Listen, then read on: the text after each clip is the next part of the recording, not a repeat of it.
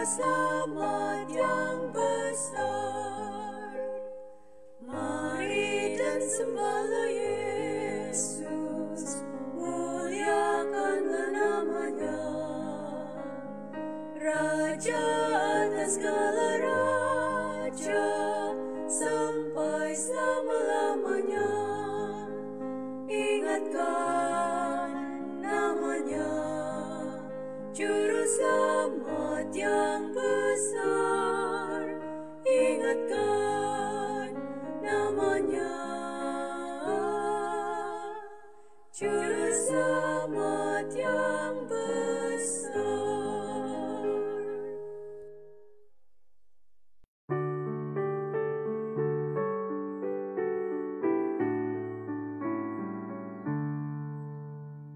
Jalan serta Yesus selalu sejahtera, mana saja aku dipimpinkannya. Dengan tiada Tuhan girangku hilang, jalan serta Yesus selamanya senang.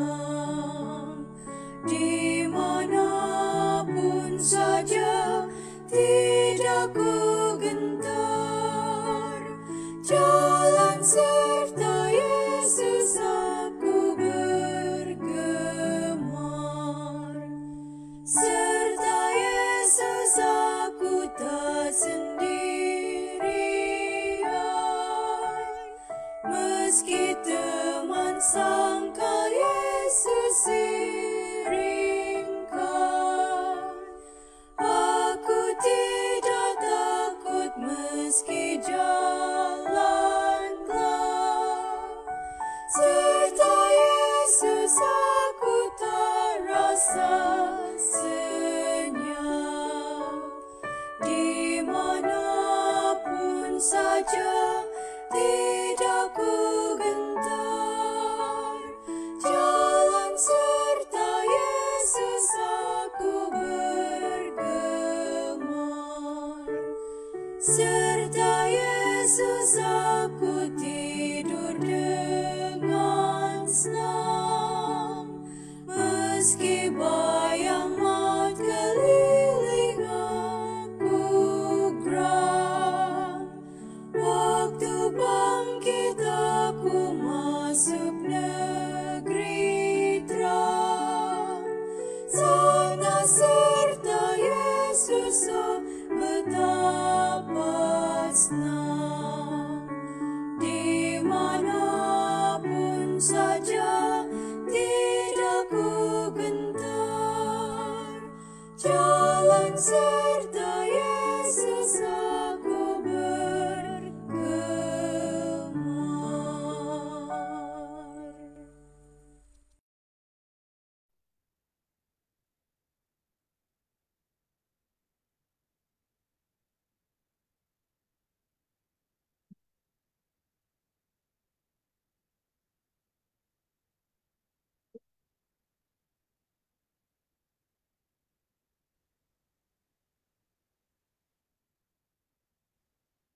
Bentar ya.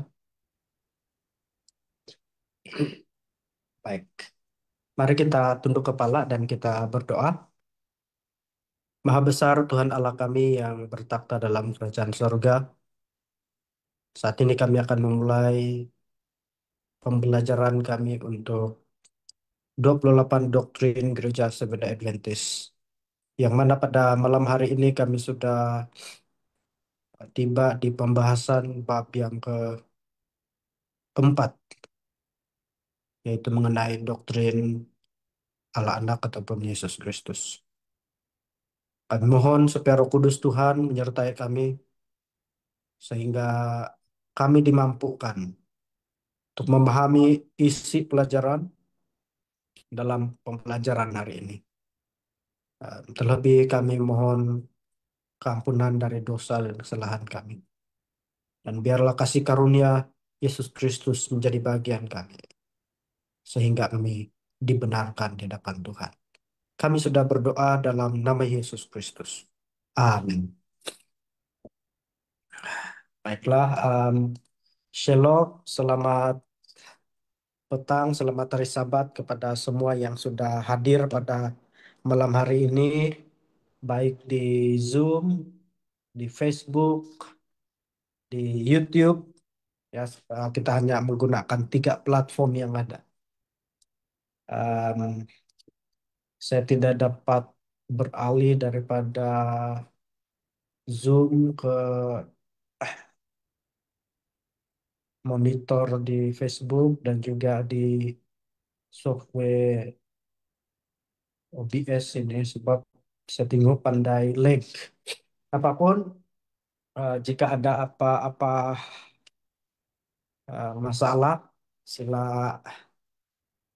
maklumkan kepada saya, informkan kepada saya di ruang komen ya, sebab saya tidak dapat fokus kepada dua device di laptop untuk saya atur ini live streaming dan device ini untuk presentation karena em, selalu crash ini laptop, ini di software, jadi saya risau kalau di device yang kedua pun, kalau tidak ada device yang kedua akan ikut crash juga, lag.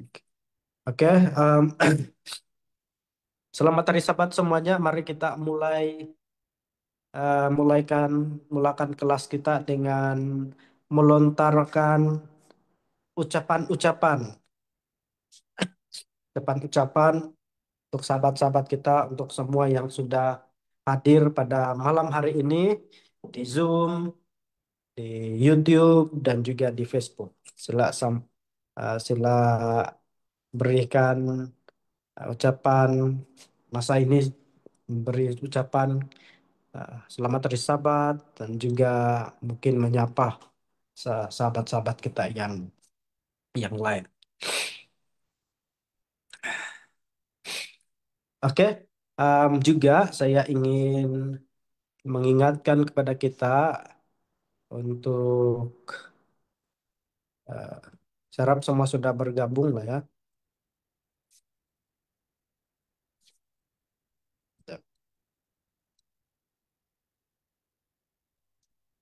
Oke, jadi seperti biasa sebelum saya pergi kepada pelajaran, saya tidak akan balik lagi kepada pengumuman-pengumuman dan makluman seperti sebelum ini, tetapi saya ingin mengajak kita untuk share kita punya live streaming ini di Facebook, sebab biasanya ada beberapa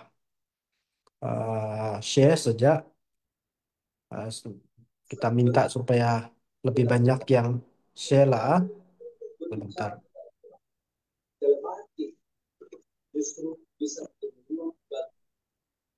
saya share proposal dulu. Sekejap. Ah,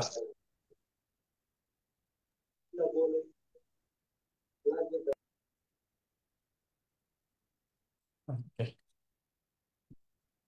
Oke, ya. Tadi kita di live streaming, jadi kita share lah itu Zoom di Facebook atau di YouTube supaya lebih banyak orang yang akan bergabung dengan kita semua. Em, Juga jangan lupa untuk bergabung dalam grup WhatsApp, sebab di sanalah semua info-info dan bahan-bahan dan link semuanya disampaikan di sana. Kalau belum mendapatkan link em, eh, grup WhatsApp, bolehlah minta eh, minta sahabat-sahabat yang ada ataupun kepada saya juga boleh. Dan juga em, jangan lupa untuk jawab kuis. Saya lihat kuis yang dijawab setakat ini paling banyak 3 orang. Setakat tadi petang saya lihatlah. Ada yang baru 2 orang, ada yang 1 orang. Jadi kita sudah ada 3 bab yang dipelajari. Diharapkan semua cobalah isi sebagai em, tidak dapat buka. Kenapa tidak dapat buka? Em, oke, nanti saya follow up lah untuk apa? Untuk cek apa masalah dia tidak dapat apa? Tidak dapat masuk. Dia minta email kah? Atau macam mana? Saya kasih off juga ambil email data dia.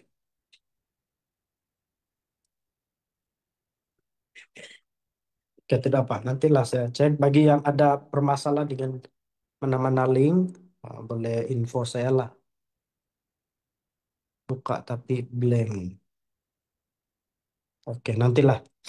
Oke, jadi bagi yang dapat buka, bolehlah mulai diisi supaya boleh direkod lah itu pengisian. Dan ya isilah supaya saya lebih bersemangat, supaya saya dan kita semua juga lebih bersemangat bila nampak lebih banyak yang join. Bagi yang tidak bermasalah lah, kalau yang ada bermasalah itu kita perlu lihatlah apa penyelesaian dia, sebab lain device, lain lagi dia punya problem kan. Tapi nantilah. Oke, jadi segeralah isi. Dan kedua, pada hari ini saya senang juga untuk saya lupa sebenarnya memberikan kredit untuk em, penulis bahan pelajaran 28 doktrin pada sepanjang sejak bab satu sampai bab yang kedua. Em, Penulisnya adalah em, saya ambil dari buku ini. Menampakkah 28 minggu bertumbuh dalam Yesus. Saya perlu off kali background kan. Oke. Jadi ini.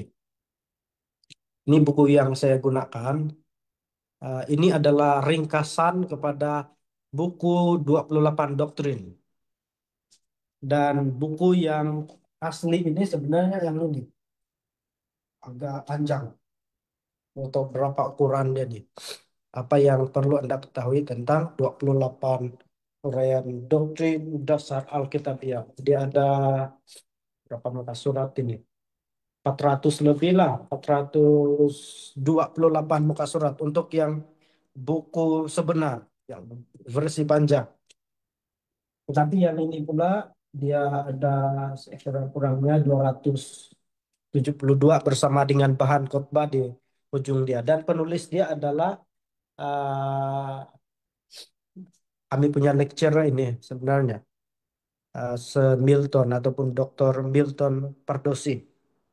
Jadi ada, seingat saya ada terjemahan dia untuk bahasa Melayu. Dia ada bulan eh, apa?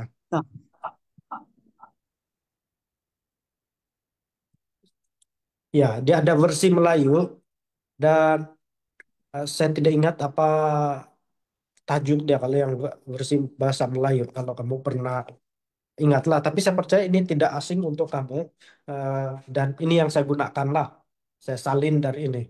Jadi tadi petang saya baru sempat periksa bahan bahan apa bahan dari eh, berbentuk PowerPoint yang pernah saya buat tahun 2022 yang lalu. Sekali saya cek, oh, rupanya tidak lengkap saya salin yang itu. Saya tinggal ada beberapa menit tadi, satu jam tadi sebelum mulai, dan saya perlu salin. Ada sekitar berapa muka surat saya perlu salin. Coba pikir, macam mana saya mau salin? Jam tidak sempat sudah saya bilang. Jadi mau tidak mau, saya perlu cari cara yang lain untuk salin. Akhirnya satu pikir kenapa tidak guna AI. Nah inilah kelebihan ada pertambahan kemudahan teknologi kita kan. Jadi saya gambar satu persatu walaupun mula-mula itu ketika saya buat collage supaya satu kali sejak kasih apa upload dan dia error. Bukan, maksud saya error itu eh, banyak salah dia punya penyalinan sebab mungkin terlalu panjang sebab saya kasih gabung satu semua gambar dalam beberapa muka surat. Jadi mau tidak mau saya terpaksa upload satu persatu gambar dan oleh sebab ada maksimum untuk penggunaan upload gambar dalam satu hari, jadi saya terpaksa guna satu dua tiga account. Syukur ada juga jalannya dan setakat yang saya periksa tadi tidak ada salah salin, tapi sekiranya ada saya akan selalu lihat kembali dalam buku ini dan ya saya akan selalu rujuklah buku ini untuk bahan malam ini. Kalau ada kesalahan penyalinan lah apapun, uh, syukur puji Tuhan kita masih ada kesempatan ini dan terima kasih sekali lagi kepada Semilton Pardosi. Mungkin dia kalau dia ngam-ngam sama-sama dengan kita pada hari ini dan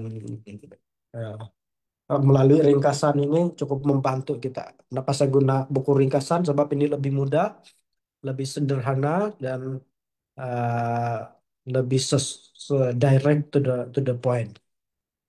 Apapun kalau kita mau lebih lengkap ataupun pembahasan lebih panjang, kita boleh mendapatkan buku ini. Saya tidak pasti di ya tidak lengkap kan yang tadi lah yang versi original tadi.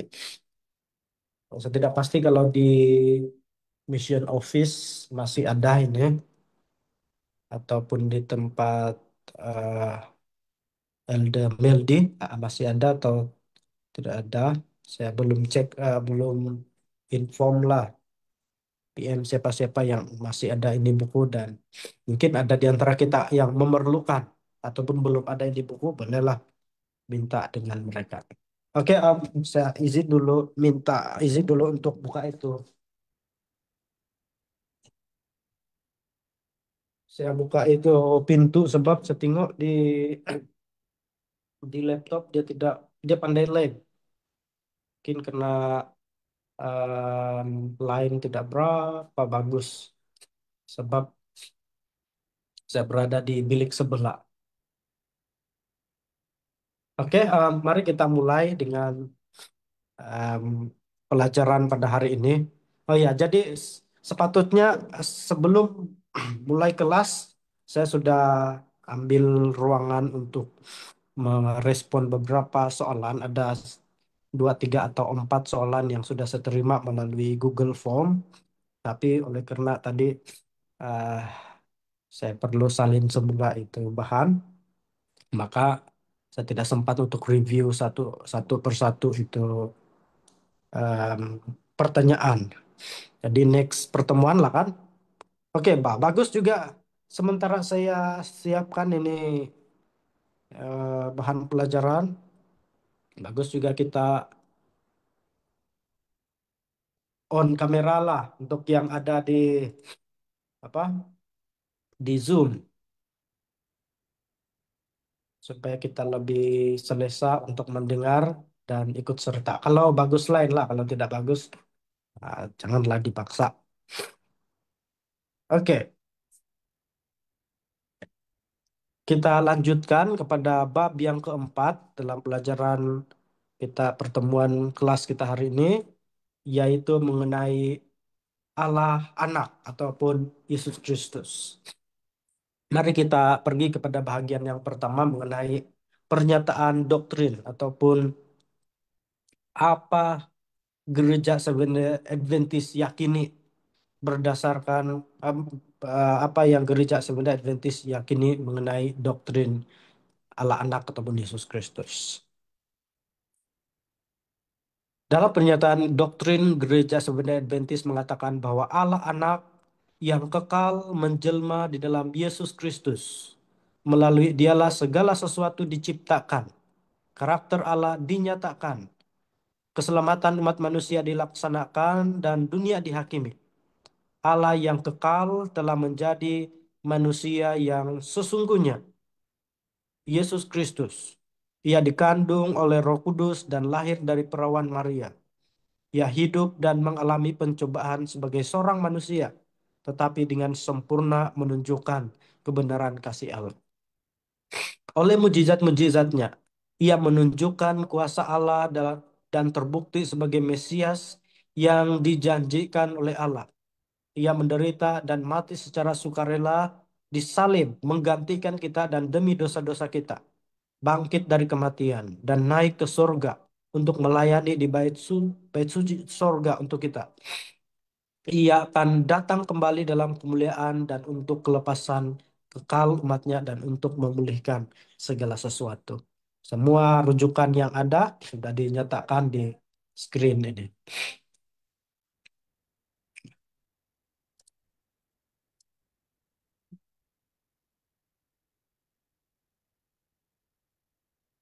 Recording in progress. Oke, jadi kesimpulannya, ah, kesimpulan daripada ngam juga kan? Ngam lah kan? Oke. Kesimpulan daripada pernyataan doktrin ini adalah bahwa Gereja Adventis percaya bahwa Yesus adalah anak Allah yang menjelma menjadi manusia, yang kita sebut sebagai reinkarnasi. Mana yang betul, reinkarnasi kah inkarnasi? Coba kita periksa. Mana yang benar, reinkarnasi atau inkarnasi? Kita cek sendiri lah, supaya jangan saya silap. Kadang saya pun pandai tersilap juga. Oke, jadi kita perlu bezakan antara dua perkataan ini, yaitu reinkarnasi dan inkarnasi. Dua ini adalah hampir sama, konsepnya sama, tetapi berbeza juga. Ya, dua-duanya bercakap mengenai kelahiran semula, tetapi eh, kelahiran dari mana, kelahiran menjadi apa itu berbeza. Inkarnasi adalah em, perwujudan roh atau entiti dalam bentuk jasmani biasanya untuk pertama kali. Ya, dan ini biasanya uh, inkarnasi ini biasanya di di konsepnya adalah dewa ataupun Tuhan lahir kembali menjadi makhluk yang lain, dan dalam konteks Alkitab Yesus berinkarnasi. Maksudnya dia sebagai Allah yang kita sudah pelajari, dan dia lahir semula menjadi menjelma sebagai manusia. Sementara reinkarnasi itu adalah kelahiran semula selepas kita mati.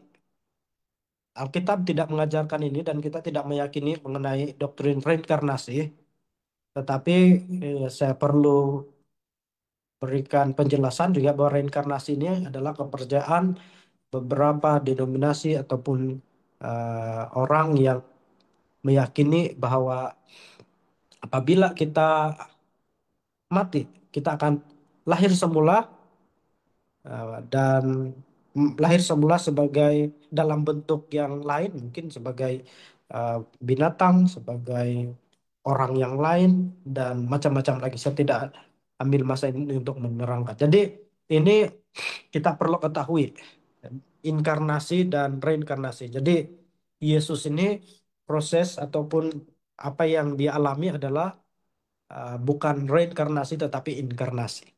Oke, tugas Yesus. Melalui dialah segala sesuatu diciptakan dan karakter Allah dinyatakan dan keselamatan umat manusia dilaksanakan dan dunia dihakimi. Bermaksud gereja Seventh-day Adventist meyakini bahwa Yesus, melalui Yesuslah segala sesuatu itu diciptakan, dan melalui Yesus karakter Allah itu dinyatakan, dan melalui Yesus keselamatan umat manusia dilaksanakan dan diberikan, dan melalui Yesus juga, dan Yesus juga yang akan menghakimi, yang telah menghakimi dunia. Yang ketiga, gereja Seventh-day Adventist meyakini bahwa Yesus telah menjelma menjadi manusia melalui proses kelahiran seperti seorang manusia biasa, melalui pekerjaan Roh Kudus ke atas Maria, seorang perawan. Di, nah, seperti yang kita lihat, em, proses seperti manusia biasa bermaksud Roh Kudus meletakkan benih ataupun Yesus itu sendiri ke apa kita sebut di kenapa hilang di kepala saya di rahim lah kan, rahim Maria, dan benih ini bertumbuh seperti halnya manusia biasa sehinggalah dia dilahirkan dan membesar menjadi pribadi anak-anak, remaja, belia dan dewasa,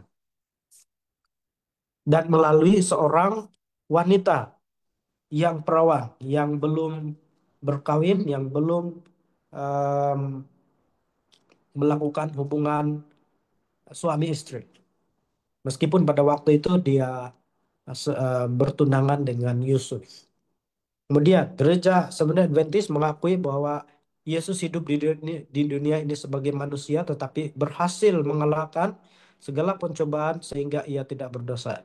Jadi kita meyakini bahwa Yesus telah mengalami pencobaan yang sama, godaan yang sama dan keadaan tubuh yang sama dengan kita tetapi dia berhasil menurut 100%. Kelima, ia hidup dan menyerahkan dirinya secara sukarela untuk mati di kayu salib, menggantikan manusia yang seharusnya mati akibat dosa. Kita yakini begini. Seterusnya kita meyakini bahwa Yesus telah bangkit dari kubur, bukan digantikan dengan orang lain, bukan orang lain yang bangkit, bukan orang lain yang menggantikan Yesus di salib, tetapi kita meyakini bahwa Yesus sendirilah yang mati dan dibangkitkan. Dan Yesus bukan saja mati dan dibangkitkan, tetapi dia telah naik ke surga dan melayani sebagai imam atau pengantara bagi manusia di Ka'bah surga pada saat ini. Dan pada masa akan datang, ia akan datang kembali untuk menganugerahkan keselamatan atau hidup kekal kepada semua manusia yang percaya, beriman kepadanya. Oke, jadi ini itulah keyakinan kita, eh, ataupun keyakinan gereja, apa yang gereja Seventh-day Adventist pahami dan terima dan yakini, imani dalam hal doktrin Allah anak ataupun Yesus Kristus. Mari kita pergi kepada bahagian kedua, yaitu keilahian Yesus. Kita dapat baca dalam Yohanes pasal 1 ayat 1 sampai 5 dan ayat yang ke-14 dikatakan, pada mulanya Allah, pada mulanya adalah firman. Em, kita boleh cek kita punya Alkitab dalam Yohanes 1 ayat 1 sampai 5. Pada mulanya ini adalah permulaan untuk kata-kata permulaan untuk kitab Yohanes. Pada mulanya adalah firman, firman itu bersama-sama dengan Allah dan firman itu adalah Allah. Dan ia pada mulanya bersama-sama dengan Allah. Segala sesuatu dijadikan oleh dia dan tanpa dia tidak ada sesuatu pun yang telah jadi dari segala yang telah dijadikan. Dan dalam dia ada hidup dan hidup itu adalah terang manusia. Dan terang itu bercahaya di dalam kegelapan dan kegelapan itu tidak menguasai manusia. Firman itu telah menjadi manusia dan diam di antara kita. Diam maksudnya tinggal di tengah-tengah kita. Dan kita telah melihat kemuliaannya, yaitu kemuliaan yang diberikan kepadanya sebagai anak tunggal Bapa, penuh kasih karunia dan kebenaran. Jadi berdasarkan tafsiran kita dan apa yang dinyatakan Alkitab mengenai hal ini, bahwa firman yang dimaksudkan di sini adalah Yesus Kristus. Jawabannya ada di ayat yang ke-14, firman menjadi manusia dan diam ataupun hidup di antara kita. Dan Yesus saja yang telah disebut berinkarnasi. Dan firman itu bersama-sama dengan Allah Dan firman itu adalah Allah. Yesus adalah salah satu dari oknum kealahan, dan dua oknum yang disebutkan di sini itu firman dan Allah. Firman telah menjadi manusia dan firman itu adalah yang menciptakan segala sesuatu yang ada. Ini yang dinyatakan dalam ayat tadi dan juga dalam Ibrani 1 ayat 2.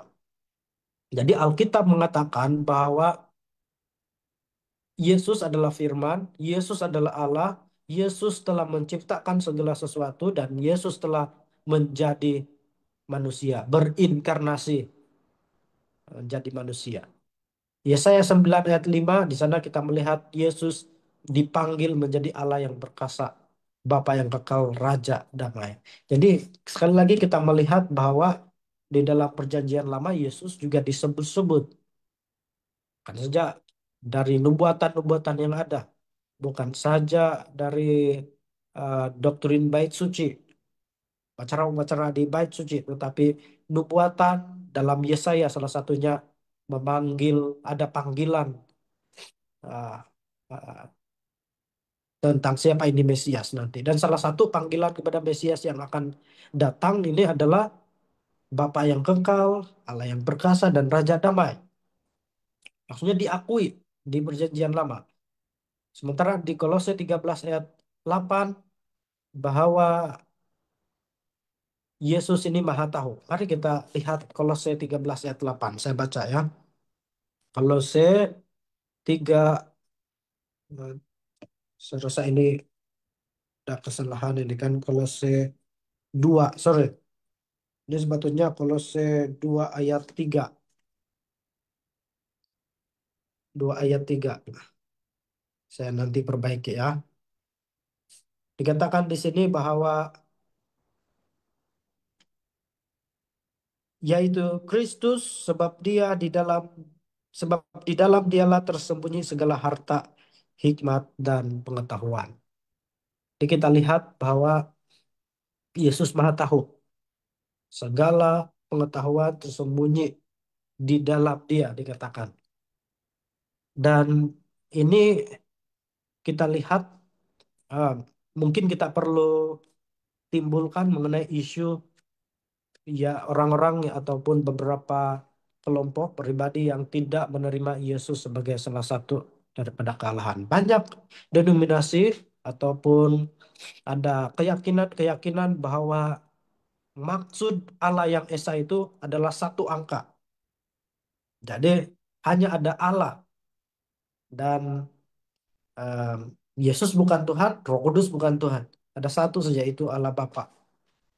Ada keyakinan seperti itu. Ada juga yang meyakini bahwa tiga kepribadian kealahan ini adalah individu yang sama ataupun pribadi yang sama.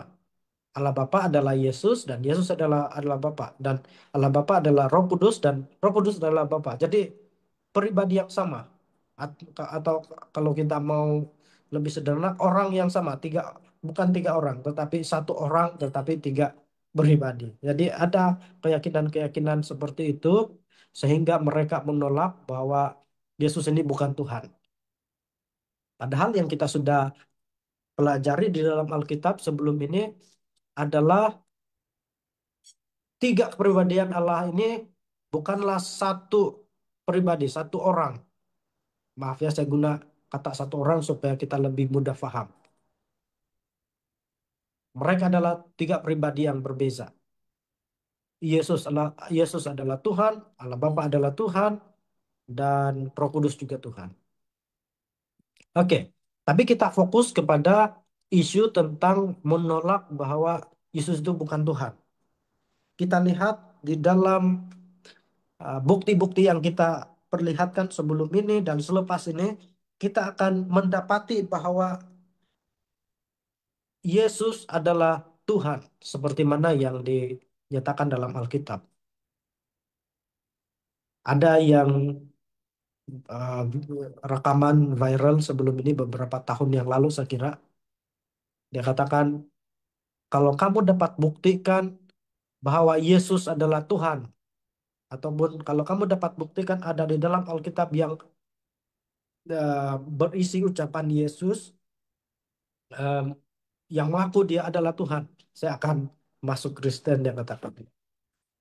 Dan saya mengingatkan kepada kita sebenarnya ada, cuma oleh sebab kesuntukan masa pada hari ini saya tidak sempat rujuk, tetapi nanti di kelas berikutnya lah, pertemuan berikutnya kita akan sentuh ayat itu. Tetapi sebenarnya Yesus tidak pun perlu mengaku dengan mulutnya yang dia adalah Tuhan. Sebab dari karakternya, dari mujizat yang dilakukan, semuanya itu menyatakan bahwa dia adalah Tuhan. Siapa manusia yang boleh melakukan mujizat-mujizat dan kuasa yang Yesus lakukan? Tidak ada. Hanya Tuhan yang dapat lakukan itu. Kalau bukan, kalau Yesus bukan Tuhan, dari mana kuasa yang dia terima? Sudah tentu bukan dari iblis dan sebagainya seperti klaim daripada ahli Farisi dan orang-orang Farisi dan ahli Taurat di dalam Alkitab. Tapi kita lihat bahwa kealahan Yesus terbukti melalui pengakuan oleh nabi-nabi di dalam Perjanjian Lama, oleh malaikat-malaikat, oleh iblis sendiri mengaku bahwa dia Tuhan, oleh malaikat sendiri, oleh murid-murid Yesus mengaku bahwa dia Tuhan. Dan kita lihat di dalam Alkitab, sebentar tadi sudah kita terima, kita melihat beberapa bukti. Dalam Yohanes 1 tadi, saya tidak bahas lagi, dalam nubuatan Yesaya, Yesaya mengakui bahwa dia adalah Allah. Mesias yang akan datang ini adalah Allah. Dan karakter Yesus seperti yang disebutkan dalam Kolose 13 ayat 8. Maha tahu. Bukankah kita sudah belajar bahwa em, karakter Allah itu adalah omni apa? Omnipotent, omnipresence, omniscience. Maha tahu, maha kuasa, maha hadir dan maha tahu. Ya. Dan Yesus memiliki salah satu daripada karakter ini. Dan bahkan ketiga-tiga karakter ini. Yang menandakan bahwa dia adalah Tuhan. Mari kita lihat. Seterusnya dalam Ibrani 13 ayat 8. Yesus Kristus tetap sama baik kemarin, hari ini, dan selama-lamanya. Bukankah kita sudah belajar bahwa salah satu karakter kealahan itu adalah ia kekal dan ia sama dalam perjanjian lama dan ia sama di dalam perjanjian baru dan dia tidak berubah. Hukum Tuhan tidak berubah. Ya, kita sudah lihat. Ibrani 16 ayat 8. Malaikat diperintahkan untuk menyembah Yesus dan Allah Bapa memanggil Yesus sebagai Allah. Jadi kita lihat di dalam Ibrani 1 ayat 6 dan 8 sini. Mari kita lihat Ibrani 1 ayat yang ke-6 dan 8. Dan ketika ia membawa pula anaknya yang sulung ke dunia ini, ia berkata, semua malaikat harus menyembah dia. Dan tentang malaikat-malaikat ia berkata, yang membuat malaikat-malaikatnya menjadi badai dan pelayan-pelayannya menjadi nyala api. Tetapi tentang anak ia berkata, takhtamu ya Allah, tetap untuk seterusnya dan selamanya, dan tongkat kerajaanmu adalah tongkat kebenaran. Jadi kita lihat, malaikat juga diperintahkan untuk menyembah Yesus. Dan Allah Bapa sendiri memerintahkan malaikat untuk menyembah Yesus sebagai Allah.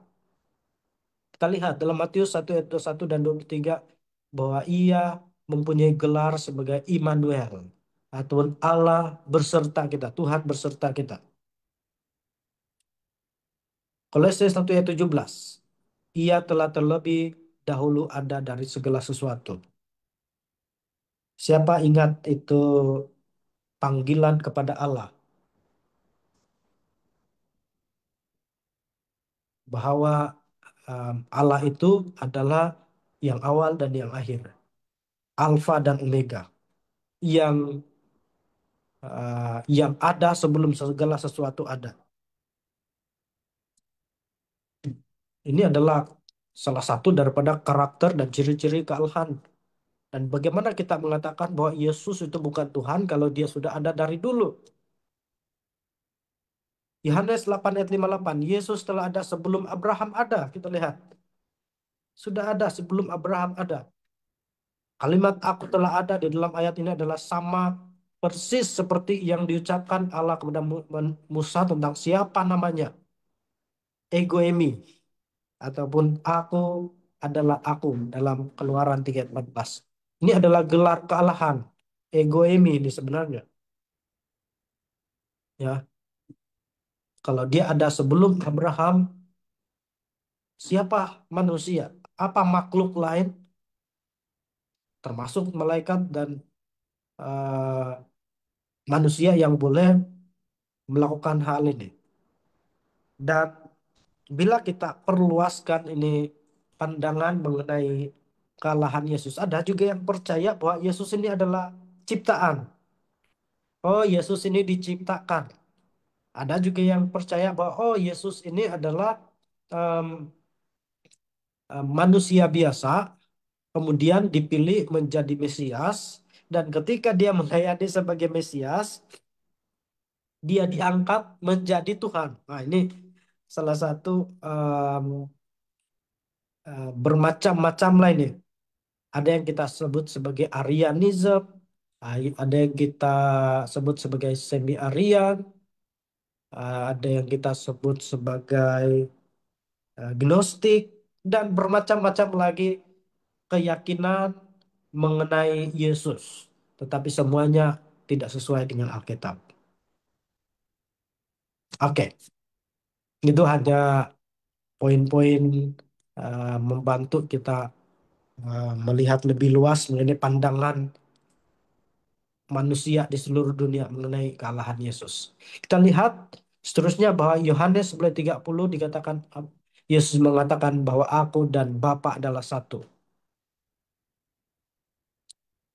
Sudah sempat ini lihat apa. Tapi mungkin boleh saya rujuk sebentar ya.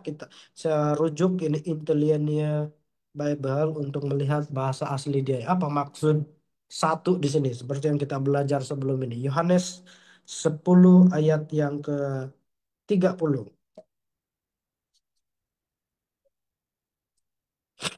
Eh,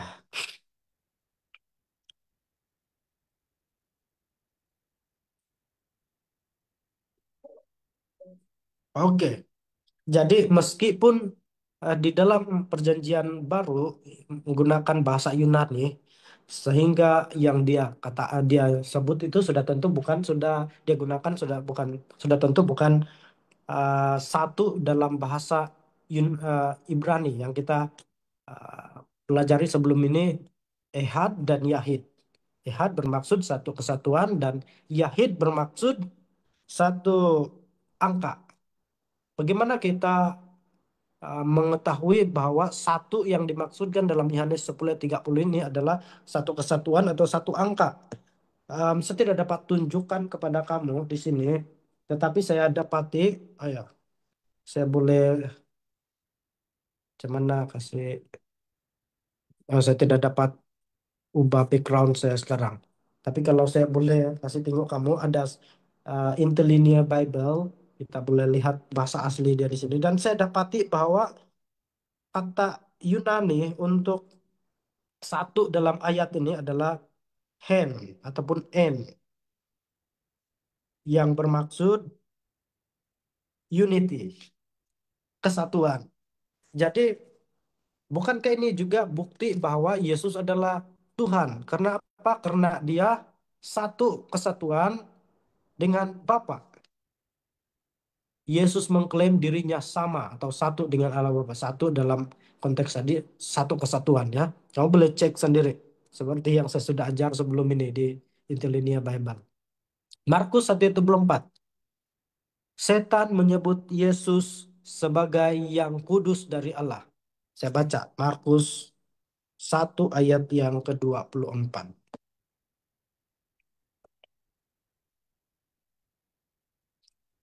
Apa urusanmu dengan kami, hai Yesus orang Nazaret? Engkau datang hendak membinasakan kami. Aku tahu siapa engkau, yang kudus dari Allah. Kita lihat setan sendiri pun mengaku bahwa Yesus adalah yang kudus dari Tuhan. Siapa yang kudus dari yang layak disebut yang kudus dari Allah? Hanya Allah itu sendiri. Hanya Yesus sendiri. Setan mempertanyakan apakah Yesus akan membinasakannya. Ini menunjukkan satu pernyataan secara tidak langsung bahwa Yesus adalah Allah, karena hanya Allah yang dapat membinasakan setan dan manusia tidak dapat membinasakan setan, apalagi setan membinasakan setan. Seperti mana klaim em, dari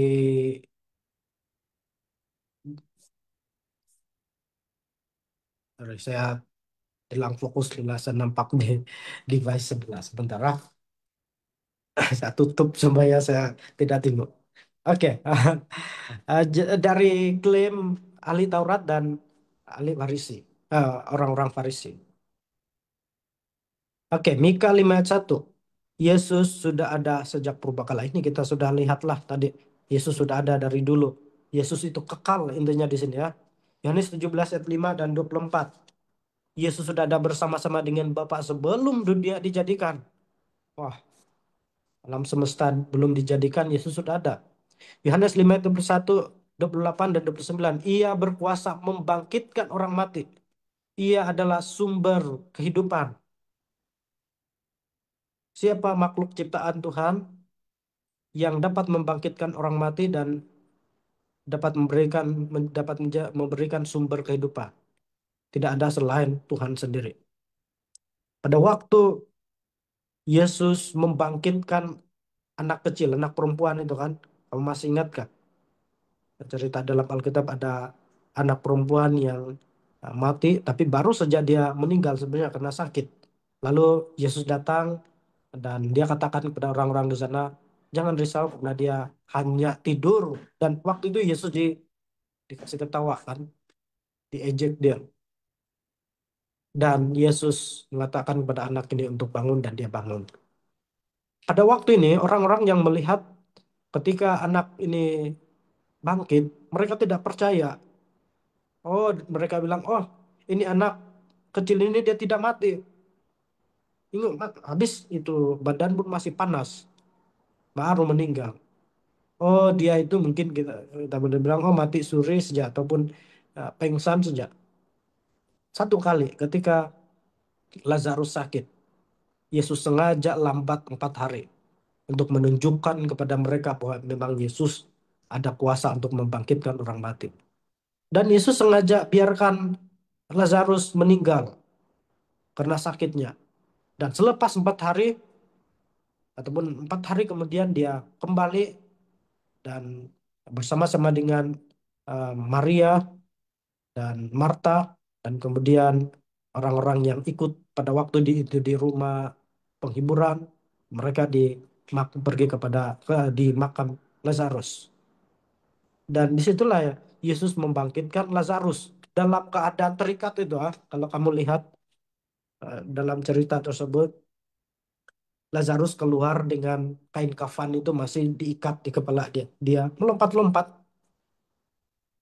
Tujuan Yesus melakukan hal ini adalah untuk menyatakan kepada orang-orang bahwa memang dia berkuasa membangkitkan orang mati. Tidak lagi orang boleh bilang, oh ini baru saja mati. Oh ini mati suri. 4 hari sudah merebut. Ya, Yohanes 14 ayat 16 sampai 18. Kita rujuk lagi. Yohanes 14 ayat 16 sampai 18.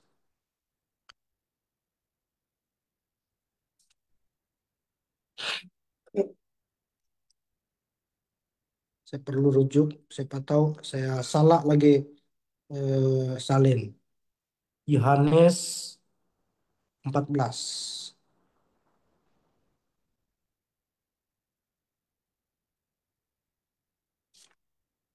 Benar sudah ini. Oke, betul lah 16 18. Aku akan meminta kepada Bapa dan ia akan memberikan kepadamu seorang penolong yang lain supaya menyertai kamu selama-lamanya, yaitu Roh kebenaran. Dunia tidak dapat menerima dia sebab dunia tidak melihat dia dan tidak mengenal dia, tetapi kamu mengenal dia sebab ia menyertai kamu dan akan diam di dalam kamu. Aku tidak akan meninggalkan kamu sebagai yatim piatu. Aku datang kembali. Ada satu ayat lagi sebenarnya kisah mengenai ketika Yesus sedang direncanakan untuk ditangkap oleh ahli-ahli Taurat pada waktu itu, tapi karena belum sampai waktunya, Yesus melarikan diri dan dalam masa yang sekejap saja dia sudah berada di tempat yang lain. Bukankah ini adalah karakter Allah yang sudah kita pelajari? Omnipresence, ya, maha hadir. Dia boleh hadir di mana saja. Lukas 1:35 dan pasal 2 ayat dan pasal 2 ayat 11. Malaikat menyebut Yesus sebagai kudus, anak Allah, juru selamat, Kristus, Tuhan. Nah, kita lihat sekali lagi di sini malaikat mengakui bahwa Yesus adalah Tuhan. Lukas 5:20 sampai 24. Yesus berkuasa mengampuni dosa. Siapa yang dapat mengampuni dosa selain daripada Tuhan? Tidak ada selain daripada Allah sendiri. Jadi kalau Yesus bukan Allah, bermaksud dia tidak ada kuasa untuk mengampuni. Sebenarnya bukan mengampuni dosa ini, mengampuni manusia daripada dosa. Roma 9 ayat 5, ia adalah Allah yang harus dipuji selama-lamanya. Siapa yang patut dipuji selain daripada Tuhan? Tidak ada. Tidak ada yang patut ditinggikan, dimuliakan selain daripada Allah sendiri. Tetapi di dalam Roma 9 ayat 5 dinyatakan bahwa Yesus harus dipuji selama-lamanya. Yohanes 20 ayat 28. Thomas, salah seorang murid Yesus, memanggil Yesus Tuhan dan Allah. Mari kita lihat Yohanes 20 ayat yang ke-28. Saya bacakan. Thomas menjawab, "Iya Tuhanku dan Allahku." Dalam versi Borneo, Thomas pun berkata kepada Yesus, "Ya Tuhanku, ya Allahku." Dalam versi update King James Version dikatakan, mana sudah itu? 28. And Thomas answered and said unto him, My Lord and my God. Kita lihat versi asli bahasa Yunani dia supaya kita tahu jangan-jangan Lord yang dimaksudkan di sini adalah pengertian yang lain, yaitu Tuhan, bukan Tuhan. Kita lihat ya, Yohanes 20 ayat yang ke-28. Oke, saya minta maaf karena saya gunakan device yang lain. Saya tidak dapat kongsikan kamu di sini, kecuali kejap. Mana? Mungkin sini kamu boleh nampak lah kan. Inilah salah satu kita boleh tengok Yohanes 20 ayat 28. Kita lihat ya. Thomas answered and said to him, My Lord. Sebab ada yang mengatakan bahwa Lord ini bukan Tuhan, tetapi Tuhan. Dan ada juga yang disebut sebagai Lord ataupun ya Lord di zaman kita sekarang. Yang disebutkan di sini adalah Kurios. Dan Kurios ini adalah bermaksud Tuhan, ya, as a divine title, panggilan ilahi. Nah, ini of the Christ dan sebagainya. Jadi kita dapat yakini di sini bahwa kata Tuhan ataupun Tuhan ataupun Lord di sini dalam Yohanes 28 yang disebutkan Thomas tadi adalah Allah, ya. Murid-murid Yesus mengakui bahwa Yesus adalah Tuhan. Filipi 2 ayat 6 dikatakan bahwa Yesus serupa dan setara dengan Allah Bapa, co-equal. Seperti yang kita sebutkan sebelum ini, karakter kealahan. Dan Wahyu 1 ayat 17, Yesus memiliki gelar yang sama dengan Allah Bapa yang awal dan yang akhir. Mari kita buka dalam Wahyu 1 ayat 17. Wahyu 1 ayat yang ke-17. Ketika aku melihat dia ataupun Yesus, tersungkurlah aku di depan kakinya sama seperti orang yang mati, tetapi ia meletakkan tangan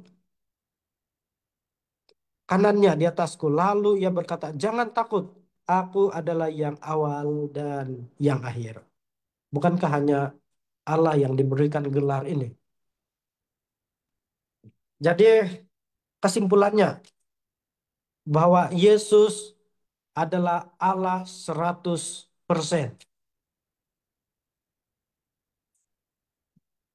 100% Allah. Dan semua atribut dan kuasa dan sifat serta kuasa kealahan ada padanya sama seperti yang dimiliki oleh Allah Bapa. Dan dia tidak bermula dengan berakhir seperti Allah Bapa tidak tidak bermula dan berakhir. Paham kan?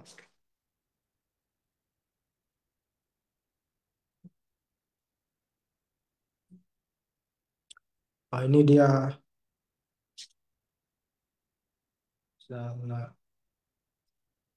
Oh ya, ngam lah. Ia tidak bermula dan berakhir seperti Allah Bapa tidak bermula dan berakhir. Yesus dan Bapa sama-sama ada, yaitu koeksis, yang kita sudah lihat tadi, dan sama-sama kekal, yaitu co-eternal, dan sama-sama derajat, sederajat, atau co-equal, dan maha tahu, omniscience, mahadir atau maha hadir, omnipresence, dan maha kuasa, omnipoten. Kita dapat pastikan pada hari ini berdasarkan rujukan yang kita ada. Ini hanya sebahagian ini. Banyak lagi ayat yang boleh kita ambil untuk membuktikan bahwa Yesus adalah Tuhan. Oke, sudah kita dapat kesimpulan bahwa Yesus adalah 100% Allah. Sekarang kita lihat dari sisi kemanusiaan Yesus. Sebab Yesus berinkarnasi, maka Yesus ada dua sisi. Ketika dia bercakap, sebenarnya dia ada dua sisi. Ada dua konteks yang perlu kita pahami. Ada waktunya Yesus berbicara dari kealahannya dan ada waktunya ketika Yesus berbicara dari kemanusiaannya. Oke, mari kita lihat dari sisi kemanusiaan Yesus. Roma 8 ayat 3. Tubuh Yesus adalah sama seperti tubuh manusia yang dikuasai dosa. Itu sebabnya ia sebagai manusia dapat mati. Jadi mari kita perhatikan ayat ini bahwa Yesus ataupun Yesus mengalami apa yang kita alami. Godaan yang sama, godaan yang kita alami, godaan yang sama juga Yesus alami. Jadi em, tahap yang sama, godaan yang sama, tetapi cuma Yesus tidak jatuh, tidak berdosa. Hanya Yesus yang berjaya menurut tanpa satu kali pun melanggar. Dan oleh sebab Yesus mengambil tubuh manusia yang dikuasai dosa, maka Yesus pun mengalami kematian. Kematian manusiawi ya. Kita akan secara perlahan-lahan lihat ini. Matius 1 ayat 18. Benih Yesus bukan berasal dari benih seorang laki-laki tetapi dari Roh Kudus. Ini kita sudah pelajari tadi. Janganlah tanya saya benih ini yang macam mana diletakkan di rahim si Maria dan banyak lagi. Ini juga misteri ya. Kita punya bayangan bila kita bilang meletakkan benih di rahim Maria, kita punya bayangan ini cenderung memikirkan oh ambil satu benih kemudian letakkan di perut. Begitu saja. Tangan menembusi perut dan letakkan tepat di rahim. Itu pikiran kita yang sangat terbatas, tidak dapat memahami mengenai proses bagaimana benih ini diletakkan di rahim. Tetapi bagaimana apapun cara ini dilakukan, apabila Roh Kudus sendiri yang meletakkan benih itu di rahim Maria, bukankah ini menandakan pekerjaan pekerjaan Allah sendiri yang hanya dapat dilakukan oleh Allah sendiri. 1 Yohanes 4 ayat 2 dan 3. Yesus datang sebagai manusia. Dia mempunyai sifat dan kelemahan fisik yang sama seperti manusia biasa. Jadi kalau kita lihat rujukan-rujukan yang ada di sini yang saya tidak mau baca hari ini, kita mendapati bahwa Yesus pun pandai haus. Yesus pun pandai penat. Yesus pun mengalami penat fisikal lah maksudnya. Yesus juga mengalami sedih. Yesus juga mengalami em, kelaparan. Sama seperti yang kita alami. Jadi kesusahan yang sama, kesusahan yang kita alami, kesusahan yang sama juga Yesus alami sebagai inkarnasi manusia. Filipi 2:7, Kristus mengambil rupa seorang manusia. Jadi kita dapat katakan bahwa Yesus ini bukan 50% saja manusia, tetapi 100% manusia juga. Bukan 50% saja dia mengambil tubuh manusia, tetapi dia menjelma 100% manusia. Harap-harap ini dipahami. Kemudian 1 Petrus 2 ayat 22 mengatakan ia tidak berbuat dosa. Ibrani 2 ayat 9, Yesus lahir dalam keadaan sedikit lebih rendah daripada malaikat. Dan manusia juga diciptakan Allah sedikit lebih rendah dari malaikat. Kenapa dikatakan lebih rendah dari malaikat? Sebab Yesus mengambil uh, ataupun memilih untuk lahir berinkarnasi uh, dalam bentuk manusia. Kan disebutkan dalam Mazmur 8 ayat 6, manusia diciptakan Allah sedikit lebih rendah dari malaikat. Tetapi dari pemahaman saya, apa yang saya lihat meskipun secara manusiawi Yesus memang lebih rendah daripada malaikat, tetapi apa yang saya lihat sendiri berdasarkan tulisan Alkitab, Yesus ini meletakkan dirinya yang paling rendah sekali. Kenapa? Ini juga menjawab satu pertanyaan tentang kenapa Yesus disalibkan. Kenapa bukan direjam, kenapa bukan dipancing, dipenjara, dan sebagainya. Nah, ini terdapat dalam Galatia 3:23 kalau saya tidak salah. Tetapi kamu boleh cek lah, nanti saya tidak sempat untuk cek hari ini. Dikatakan bahwa orang yang disalibkan adalah yang paling hina, paling terkutuk. Jadi Yesus mengambil, merendahkan dirinya yang serendah-rendahnya. Bahkan lebih rendah daripada manusia. Yang sepatutnya itu adalah uh, kedudukan manusia sepatutnya. Oke, saraf ini pun dapat dipahami maksud saya sebab saya tidak mau panjangkan pembahasan yang ini. Oke, Ibrani 2:14 ia memiliki darah dan daging. Meskipun Alkitab mengatakan bahwa pribadi kealahan ini adalah roh, tapi Yesus mengambil eh, berinkarnasi menjadi manusia dan sehingga ia memiliki darah dan daging yang sama seperti yang kita ada. Nah, ini sudah kita sebut, Yesus merasa lapar, letih, cemas, dan dahaga. Kita lihat dalam rujukan-rujukan ini. Yesus juga boleh menjadi sedih. Kenapa? Sebab dari kemanusiaan lah, dari kemanusiawiannya lah, dari sisi manusianya lah, dia menangis, dia letih, yang lapar. Jadi yang kita boleh katakan di sini adalah yang lapar, yang letih, yang cemas, yang menjadi dahaga, yang tidak tahu dikatakan di dalam Alkitab, yang tidak mengetahui perkara tertentu tentang hal surga. Yesus sedang bercakap dari sisi kemanusiawiannya. Manusianya lah yang tidak tahu. Dari sisi manusianya lah yang merasa penat, merasa sedih. Lukas 24 ayat 36 sampai 43. Waktu Yesus bangkit dan naik ke surga, ia mempunyai tubuh fisik dan bukan roh. Yesus memakan ikan dan ini bukti bahwa Yesus memiliki tubuh jasmani tapi tidak dikuasai oleh dosa lagi setelah kebangkitannya. Ini kita ada subjek yang pembahasan yang lain ini sebenarnya, tetapi saya fokus kepada uh, apakah tubuh Yesus sekarang ini roh atau fisik. Dikatakan dalam uh, penjelasan ini bahwa sampai sekarang Yesus memakai fisik yang sama yang dia gunakan sejak dia menjadi Mesias. Buktinya ketika dia bangkit, dia bertemu dengan murid-murid Yesus, memunculkan diri kepada murid-murid Yesus, dan dia makan bersama mereka. Dan Thomas pun sempat meletakkan jari di bagian tangan Yesus yang berlubang. Jadi kita boleh dapat simpulkan di sini bahwa ketika Yesus em, mati, bangkit, dan naik ke surga dan menjadi hakim pengantaran kita pada saat ini, Yesus masih menggunakan fisik yang sama. 1 Korintus 15 ayat 45 dan 47, Yesus adalah disebut Adam yang kedua.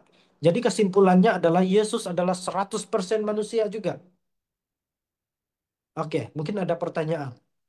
Coba kamu respon di ruang chat. Menurut kamu Yesus itu berapa persen manusia? Dan sebenarnya sudah terjawab ini ya. Tapi kita minta respon. Menurut kamu Yesus itu berapa persen manusia dan berapa persen Allah? Apakah 50% manusia dan berapa persen kealahan? Coba kamu respon di chat atau di Facebook. Walaupun sudah ada jawabannya sebenarnya. Kenapa? Sebab banyak orang yang salah memahami dan mengandaikan, memahami bahwa Yesus ini 50% Allah dan 50% manusia. Sehingga 100%-nya adalah gabungan antara manusia dan kemanusiaan dan kealahan. Kita sudah dapat jawaban sebenarnya. Melalui pelajaran hari ini adalah ketika Yesus melayani sebagai Mesias, Yesus masih sebagai 100% Allah. Maksudnya kuasa yang dia ada sewaktu sebelum menjadi Mesias, mengambil uh, tubuh manusia, dia kuasa yang sama juga dia boleh lakukan pada waktu itu. Cuma terbatasi, dia hanya lakukan dalam situasi-situasi tertentu dan berdasarkan kehendak Bapa. Dan dalam masa yang sama, Yesus juga adalah 100% manusia. Jadi dia sepenuhnya Allah dan dia juga sepenuhnya manusia. Mari kita ingatin ya, sepenuhnya Allah dan sepenuhnya juga manusia. Kelahiran Yesus ke dalam dunia ini melalui proses yang sama seperti yang dialami oleh setiap manusia. Dan dia dilahirkan oleh seorang wanita yang masih perawan, tapi bukan dari benih seorang manusia. Ketika Yesus hidup di dunia ini, ia memiliki tubuh yang sama dengan tubuh manusia yang dikuasai dosa. Dan ia mempunyai kelemahan fisik, haus, lapar, dan seterusnya. Ia juga mempunyai perasaan, sedih, gembira, menangis, marah, mengasihi. Dan pada waktu Yesus bangkit, ia juga mempunyai tubuh fisik tetapi tubuh kekal yang tidak dikuasai dosa lagi. Amin. Kita pergi kepada bahagian yang terakhir. Apakah aktiviti Yesus? Harap kita tidak salah menafsirkan, memahami apa yang dimaksudkan di sini mengenai aktiviti Yesus. Aktiviti Yesus dimaksudkan di sini apa yang Yesus lakukan? Sama seperti Allah Bapa, ada yang dia lakukan, ada kegiatan dia. Satu-satunya menciptakan dan yang kita bahas hari Rabu yang lalu. Tetapi Yesus dia juga menciptakan segala sesuatu. Dia adalah firman dan melalui Yesuslah pelaksanaan penciptaan itu dilakukan.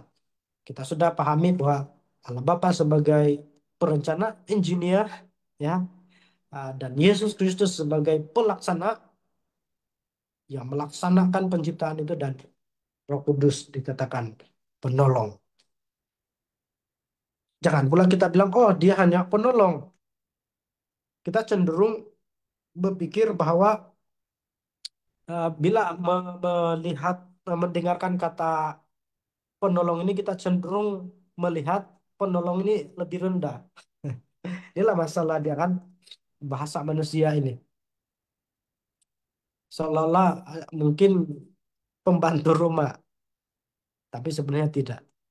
Dia tidak menyatakan taraf yang rendah, tetapi sekali lagi hubungan Ini menyatakan hubungan antara kepribadian kalahan itu. Ulangan 18 ayat 8. Yesus dinubuatkan akan bekerja sebagai nabi. Wow. Sehingga Yesus pun disebutkan sebagai nabi kan.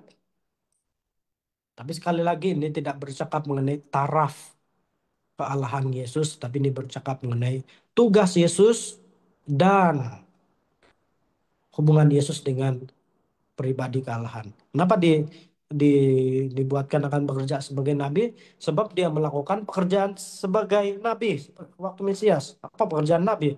Nabi adalah bermaksud ataupun nabi ataupun prophet dalam bahasa English. Kita tidak tepat cek lah bahasa asli dia apa. Sekarang tugasnya bermaksud dia juru kabar Allah. Dia mengabarkan perkabaran yang Tuhan berikan kepada dia. Dan Yesus menyampaikan, mengkabarkan perkabaran dari surga. Sebab itu dinubuatkan bekerja sebagai nabi. Yohanes 3 ayat 16. Menjadi juru selamat manusia. Juru selamat, penyelamat dari apa? Penyelamat daripada hukuman dosa. Lukas 5 ayat 20 sampai 24. Yesus mengampuni dosa. Kita lihat sudah tadilah hanya Allah Bapa yang dapat mengampuni dosa. Hanya Allah yang dapat mengampuni dosa. Tetapi dikatakan di sini Yesus juga dapat mengampuni dosa. Ibrani 4 ayat 14 sampai 16. Yesus menjadi pengantara antara Allah Bapa dan manusia. Pengantara ataupun pendamai ataupun jalan perdamaian antara Allah dan manusia atas konflik dosa itu sendiri. Mazmur 110 ayat 4. Yesus sebagai imam besar menurut peraturan Melkisedek. Paham peraturan dikatakan di sini? Nah, maaf. Yesus bukan keturunan Lewi. Ini kita perlu baca Mazmur 110 lah untuk lebih paham ya. Yesus bukan keturunan Lewi tetapi dari suku Yehuda. Tetapi Yesus menjadi imam besar seperti Melkisedek yang menjadi imam besar meskipun bukan berasal dari suku Lewi. Dan Abraham datang menemui Melkisedek walaupun dia bukan keturunan suku Lewi dan menyerahkan perpuluhannya kepada Melkisedek.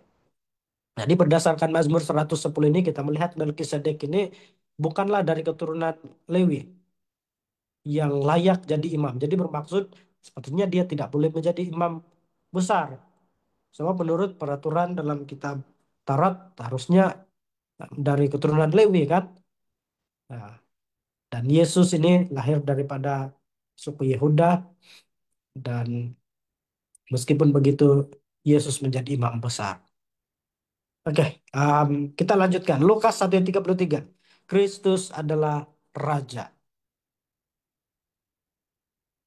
Inilah kesalahpahaman bangsa Yahudi ketika kedatangan Yesus yang pertama. Kenapa? Sebab mereka menafsirkan raja ini secara literal. Literal maksud saya adalah um, pada waktu pada waktu zaman pemerintahan Yunani dan Romawi, bangsa Yahudi ini sudah tercerai-berai. Ada yang berada di sana, ada yang berada di situ, ada yang berada di sana, di situ. Karena mereka dijajah oleh ini penjajah lah. Sama ada Yunani ataupun Romawi. Dan pada waktu ini mereka mengharapkan ada raja yang membebaskan mereka dari perhambaan ataupun penjajahan itu.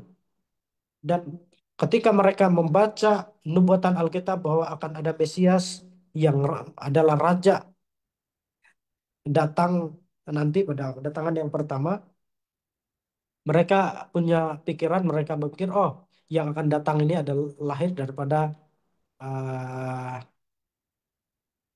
bangsa raja, bangsawan yang akan ya orang-orang kalau bangsa yang berkuasa yang membebaskan mereka dari penjajahan. Ini yang mereka salah paham.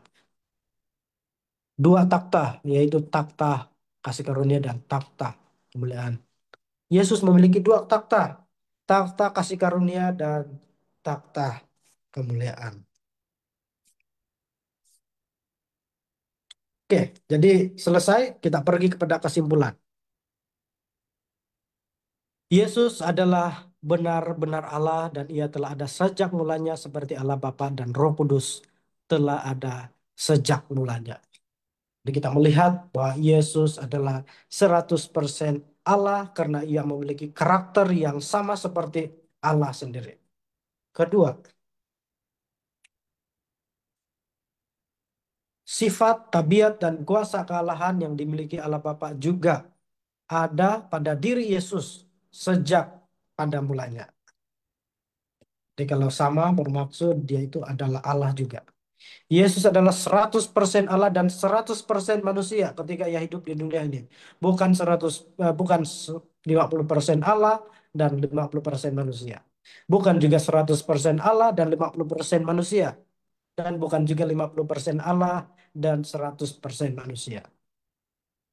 Sifat dan kelemahan fisik manusia ada pada diri Yesus, tetapi dia berhasil mengalahkan semua pencobaan yang dia hadapi.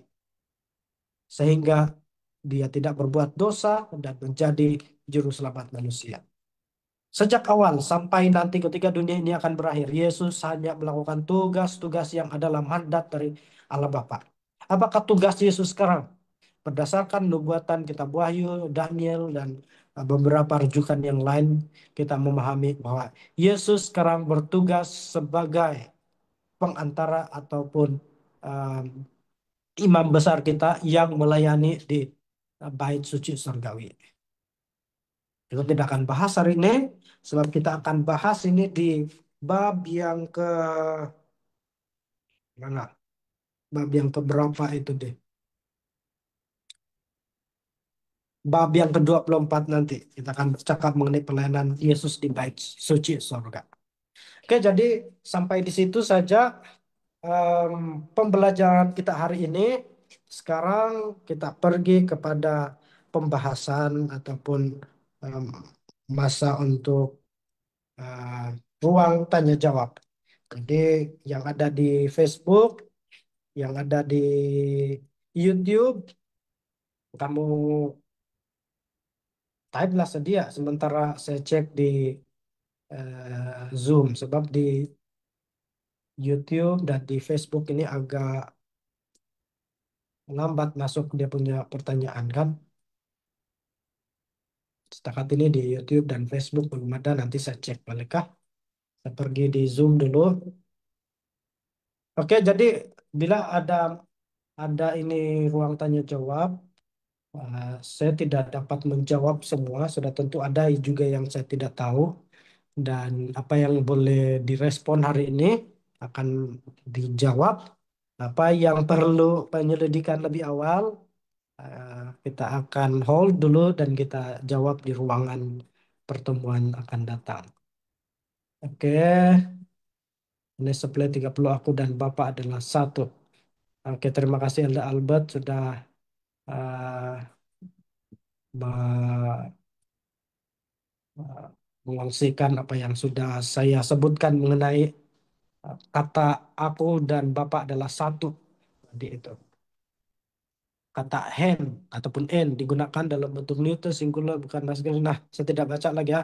Jadi bukan kesatuan fisikal, tetapi kesatuan dalam hakikat dan inti. Jadi eh, bagus ini Elda Albert sudah download ini Interlinear Bible kalau begitu.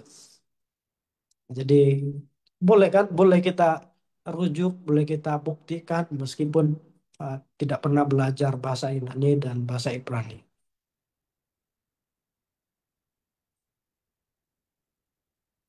Ketika Yesus, ini pertanyaan dari Elda Albert, ketika Yesus mengadakan mujizat, adakah itu atas kuasanya sendiri sebagai Tuhan 100% bertubuh manusia atau ada campur tangan daripada Bapa, sedangkan mereka adalah setara. Jadi yang kita perhatikan di dalam Alkitab, em, seringkali Yesus menyebutkan bahwa dia melakukan kehendak Bapa. Sebenarnya Yesus boleh melakukan menggunakan 100% kuasa kealahannya pada masa itu juga sebab dia masih 100% Allah. Tetapi ada masa-masa tertentu saja dia gunakan kuasa kealahan ini atas kehendak Allah. Dan ini tidak bertentangan dengan kealahan Yesus. Apabila dia menunggu arahan ataupun berdasarkan arahan dari Allah Bapa, ataupun kita boleh katakan bahwa adalah mengikut kehendak Bapa sendiri, um, itu tidak berjangka dengan kealahan Yesus. Tapi apa yang saya boleh jawab dari pertanyaan ini adalah atas kuasanya sendiri, atas kuasa Tuhan sendiri. Dan mungkin kita perlu perhatikanlah kita untuk kita lebih spesifik, kita perlu lihatlah itu satu persatu ayat. Menurut saya ada ayat-ayat yang saya lihat Yesus menggunakan um, Yesus menggunakan kuasanya sendiri, dan ada masa-masa uh, malaikat ataupun Allah Bapa yang melakukan itu. Jadi itu yang saya boleh jawab. Kalau mau spesifik, mungkin kita perlu pergi ayat ke ayat. Tetapi secara umumnya saya boleh katakan bahwa Yesus dapat menggunakan kuasanya sendiri 100%. Dan ini tidak bertentangan dengan ke- kesetaraan antara Bapa dan Yesus. Oke, saya pikir itu sarap itu dapat menjawab pertanyaan. Nah, saya lihat di YouTube tidak ada pertanyaan, Facebook juga setakat ini tidak ada. Tapi kalau kamu malu-malu sampaikan di mana? Facebook, YouTube, uh, nanti di Google Form lah, ada juga di sana ataupun di WhatsApp. Oke, di Zoom masih ada. Saya berikan masa ini untuk uh, on kamera atau mikrofon untuk mengungsikan pertanyaan. Saya cek sebentar ini. Ada pertanyaan-pertanyaan yang mungkin kita boleh jawab hari ini. Kenapa blank di apa?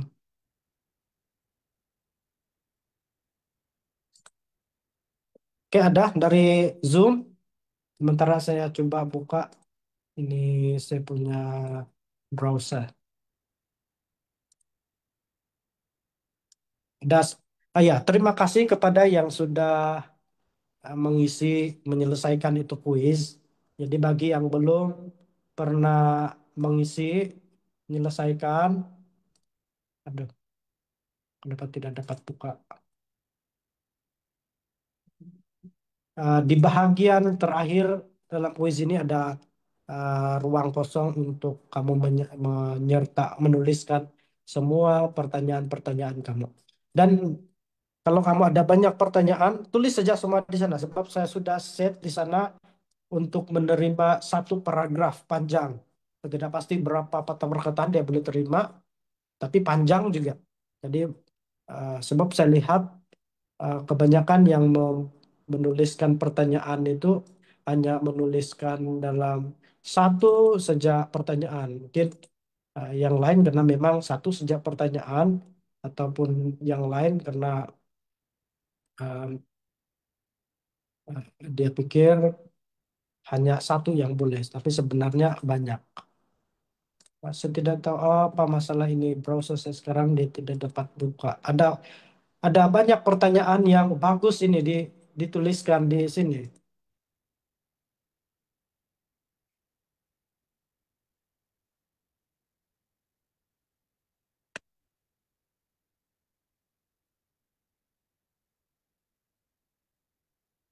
Oke, saya dulu pernah terbaca bahwa semua mujizat Yesus semasa di dunia ini dari Allah Bapa. Kita mau kita mau clear juga lah kan, maksudnya dari Allah Bapa itu dia yang buat, ataupun Allah Bapa yang memberikan kuasa kepada Yesus, lalu Yesus yang lakukan. Tapi ini mungkin kita tidak dapat lebih dalam hari ini. Kita coba sentuh balik dalam pertemuan akan datang lah. Nah, oke, ada satu pertanyaan di sini yang berkaitan dengan masih doktrin kealahan. Oke, dalam Matius 24 ayat 6. Nah, sudah mendengar apa? Matius 24 ayat 6. Kita baca Matius 24 ayat 6. Ini pertanyaan saya ambil daripada Google Form. Dikatakan bahwa tetapi tentang hari dan saat itu tidak seorang pun yang tahu. Malaikat-malaikat di sorga tidak, hanya Bapa sendiri. Ayat ini adalah tentang kedatangan Yesus yang kedua kali. Kalau Allah adalah Esa, kenapa ada perkara yang disembunyikan dari satu sama lain? Ini sebenarnya bukan disembunyikan. Ini sekali lagi kita harus memahami dua, ini yang saya sebut tadi itu, dua sisi semasa Yesus menjadi Mesias, yaitu sisi kealahan Yesus dan sisi kemanusiaan Yesus. Jadi kita kita perlu membedakan ada kata-kata ataupun ucapan Yesus yang dia bercakap dari sisi kemanusiaannya, dan ada ucapan Yesus yang dia bercakap dari sisi kealahannya. Tidak dapatlah saya sebut satu persatu di sini kan. Tapi salah satu contohnya di sini adalah dalam Matius 24. Sebenarnya Yesus tahu yang bila kedatangan Yesus yang kedua. Tetapi dikatakan di sini anak pun tidak disebutkan di sini karena Yesus sedang bercakap dari kemanusiaannya. Nah, jadi dari sisi kemanusiaannya dia tidak tahu. Tapi dari sisi kealahannya sebenarnya dia tahu. Jadi tiada yang disembunyikan. Tiada yang tidak diketahui. Yang Allah Bapa ketahui, tapi Yesus tidak ketahui. Tapi cuma kita perlu belajar untuk membezakan, mengenal pasti ada ucapan-ucapan Yesus yang dia sedang bercakap dari sisi kealahannya, dan ada ucapan Yesus yang uh, dia sedang bercakap dari sisi kemanusiaannya. Ada banyak contoh yang lain, tapi uh, tidaklah sempat saya ingat semua. Oke, saya lihat lagi di Zoom, tidak ada lagi. Nanti kita sentuh balik itu mengenai eh, siapa yang eh, melakukan mujizat. Mujizat Yesus lah kan. Tapi intinya sebenarnya di sini adalah Yesus Kristus memiliki kuasa 100% Allah.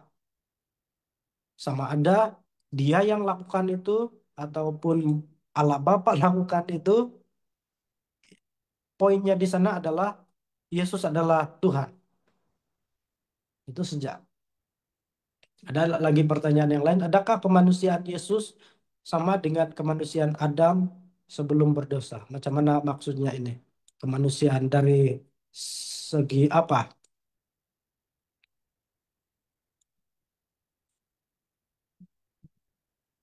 Dari keberdosaan atau macam mana?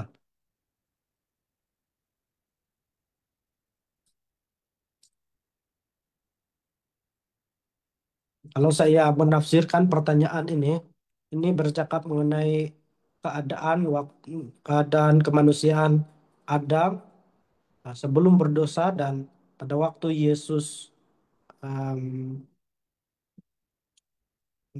sebagai Mesias, berinkarnasi sebagai Mesias. Dan apa yang saya boleh respon secara singkat di sini adalah bahwa pada waktu Adam sebelum berdosa, nama pun belum berdosa, belum pernah melanggar perintah Tuhan. Dan sifat Adam pada waktu itu, walaupun belum pernah berdosa, tetapi ada kecenderungan untuk melakukan dosa. Sebab ada kebebasan untuk, ya, dari segi kecenderungan diuji dosa ya. Terima kasih.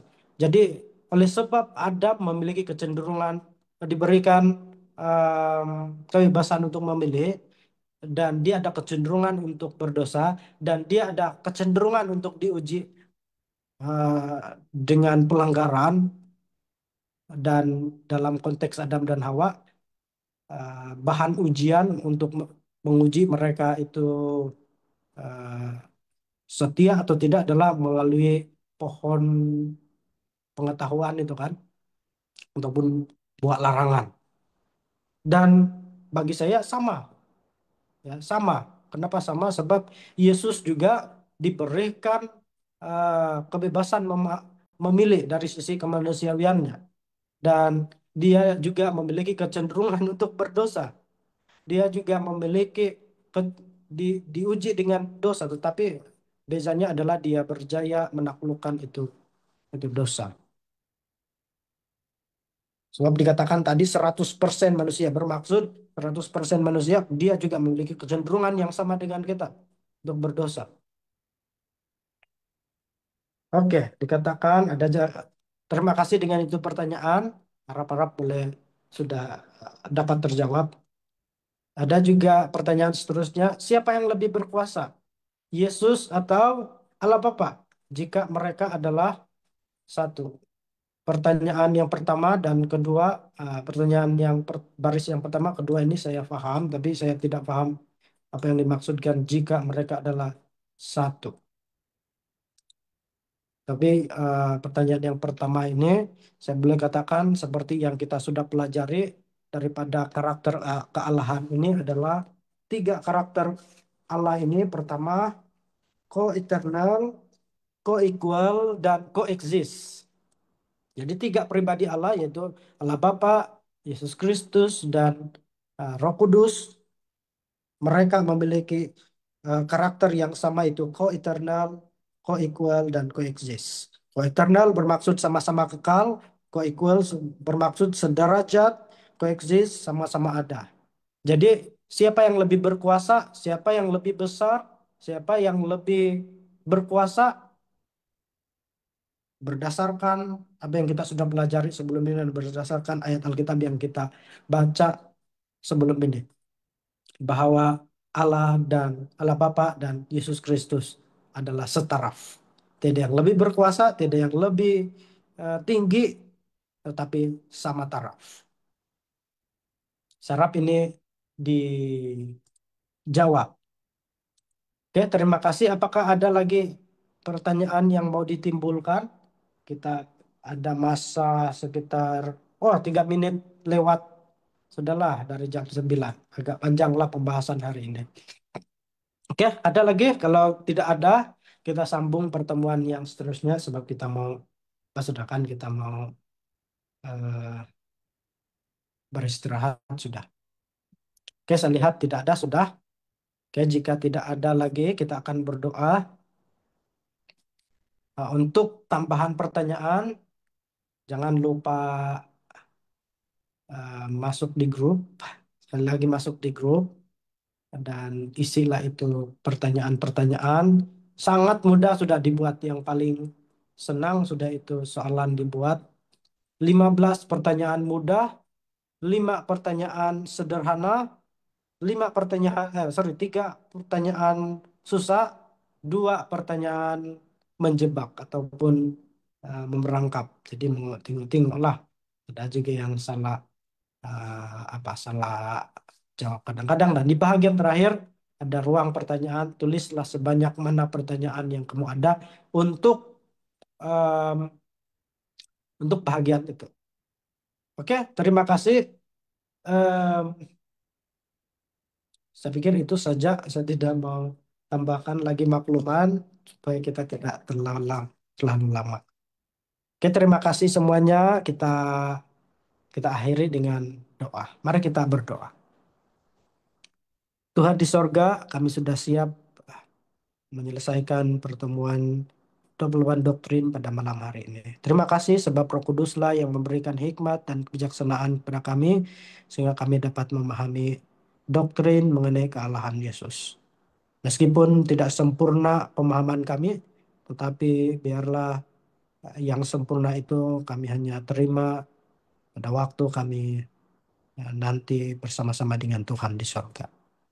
Engkau tuntun kami, berkati kami, terlebih um, peserta yang mengikuti pertemuan belajar 28 doktrin ini mereka Engkau berkati, beri hikmat kebijaksanaan sehingga mereka beroleh pertumbuhan rohani, manfaat dan berkat melalui kelas Alkitab ini. Kami berdoa juga supaya lebih banyak yang akan mengikuti kami sebab Roh Kudus yang mengingatkan pada mereka. Berkati kami satu persatu, mereka yang sudah hadir pada malam hari ini dalam kehidupan keluargaan kami, dalam pekerjaan, dan terlebih besok kami akan berbakti di gereja kami masing-masing. Kami sudah berdoa dalam nama Yesus Kristus. Amin. Baik, terima kasih dengan kehadiran kita semua sekali lagi. Tuhan memberkati kita semua dan kita kita berjumpa di pertemuan yang akan datang. Tuhan memberkati. Saya stop share screen.